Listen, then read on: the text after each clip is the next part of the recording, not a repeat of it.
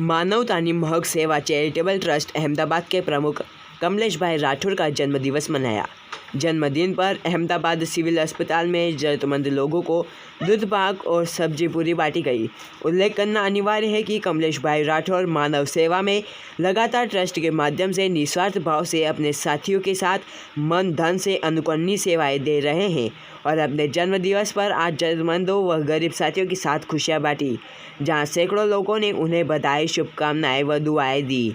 इस कार्यक्रम में कमलेश भाई राठौर संस्था के प्रमुख, श्रीमती आशाबेन राठौर मंत्री, अमृत भाई गढ़वी सलाहकार, महेश भाई पांचाल खजांची, रसिक भाई सोलंकी, दशरथ भाई पटेल, बॉबी राठौर, रमण भाई पटेल, श्रीमती ताराबेन राजपूत वह संस्था के सदस्यों ने मिलकर लोक सेवा की। कार्यक्रम के अंत में श्रीमती आशाबेन राठौर ने सेवा करने आए सदस्यों को उपहार में आइसक्रीम खिलाई। हरवार न्यूज़ की तरफ से कमलेश भाई राठौर को विनोद सावला, जतिन सावला परिवार ने बधाई व शुभकामनाएं दी।